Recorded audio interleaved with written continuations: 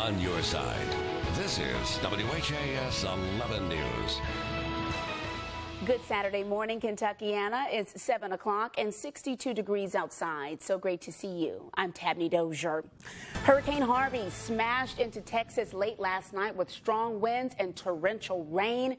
It's already being called the fiercest hurricane to hit the U.S. in more than a decade, now downgraded to Category 1 within the past few minutes.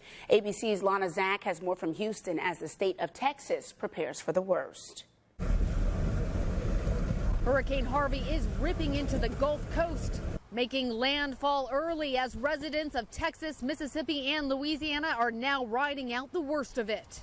The monster storm visible from space, 10 million people under watches and warnings, many urged to evacuate. We went up to the Exxon to get milk and they just poured it up and I was like, all right, that's it. Residents of Corpus Christi under a voluntary evacuation order were offered buses to San Antonio. Others in Rockport, Texas told they had no choice. They needed to go or else. Those that are going to stay, it's unfortunate, but they should make some type of preparation to mark their arm with a Sharpie pen, put their Social Security number on it and their name. Texas's governor has activated 1,300 National Guard troops, opening enough shelters to house 41,000 evacuees. As storm surges are predicted to reach up to 12 feet, along with massive flooding and widespread power outages. This storm is not going to play out overnight. When the power goes off, you can expect it to be off 3 to 7 days. Also concerning folks here in Houston is the potential for that 1-2 punch. That massive flooding will occur as soon as those rains come in tonight with the deluge that's facing residents here. But that also, it could potentially move back out to the Gulf Coast, re-energize itself, and then make a direct hit on Houston on Wednesday. Reporting from Houston, Lana Zach, ABC News. There's a team from the Kentucky region of the American Red Cross supporting victims in this storm. Hundreds of volunteers from across the nation are up and down the Gulf Coast providing relief for the people affected by Hurricane Harvey, and more are ready to be dispatched. We have people that are on standby all the time. They go into a system and say, I'm ready to go. Crews have set up shelter that includes food, cots, and necessary equipment that can help close to 20,000 people. Officials say many of the volunteers come to the organization already knowing what to do. Most of these volunteers are trained and they've been through several of these, so sometimes a lot of our volunteers will come to us because they've seen something on TV or they've been through other hurricanes, and so they're all trained and they all know what to expect. Officials say mental health workers are also there on site to help volunteers as well as the people affected by the disaster. Be sure to stay with us. We will bring you the very latest on Hurricane Harvey and its impact on air and online at WHAS11.com. Right now at 7:03, let's get you outside to a live look over downtown Louisville via our Jeffersonville, Indiana camera. You can expect a beautiful Saturday with tons of sunshine. For more on today's forecast, let's take things out live to Sellersburg, Indiana, where we find meteorologist Reed Yates. You're having fun out there, Reed, aren't you? Indeed we are, but we were talking here, Tabney, and you're not going to believe this. It's actually chilly. We're saying it's chill. This jacket feels good. And I forgot mine. Kimberly forgot hers. She's sitting here in a T-shirt. Oh my gosh, I think it's cooler now than when we got here at 5:30. Yeah. You won't believe this. We're 55 degrees here in Sellersburg right now, and it is a chilly morning, but beautiful weekend. Let's go ahead and update the hurricane first. You heard the update there from ABC.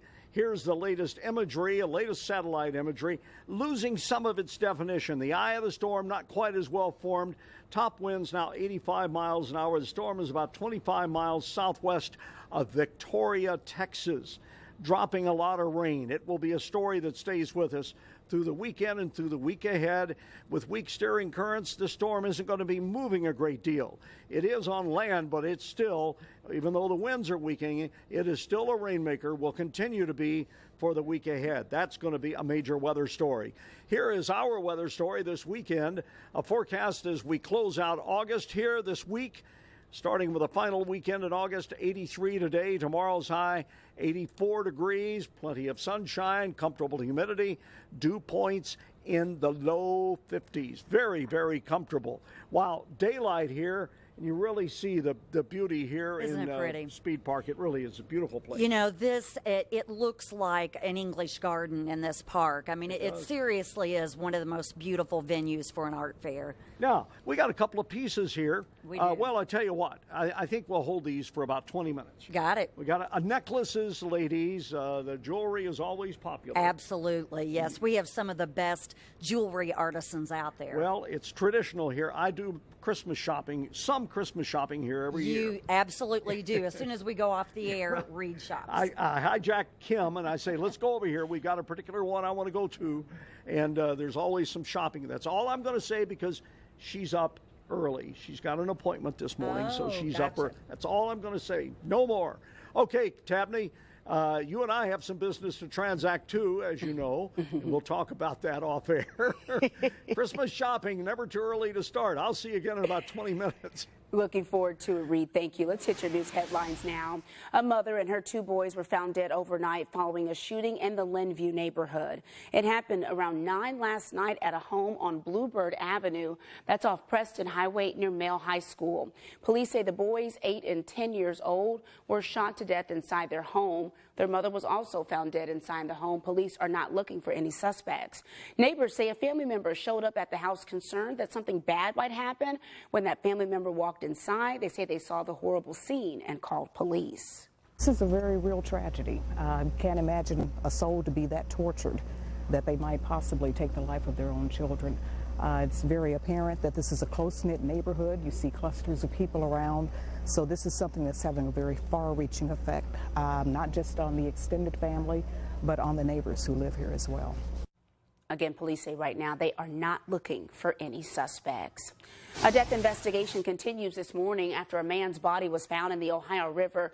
LMPD say they were called to the riverfront near the Belle of Louisville around 1 o'clock Friday afternoon.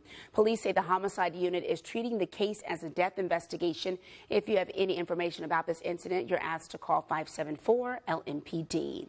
Much more news is straight ahead, including the reason why a local detention center cannot hire many of the applicants looking to help troubled kids. Plus, there's a new effort in the fight against the growing opioid epidemic. The companies the city of Louisville is now taking to court.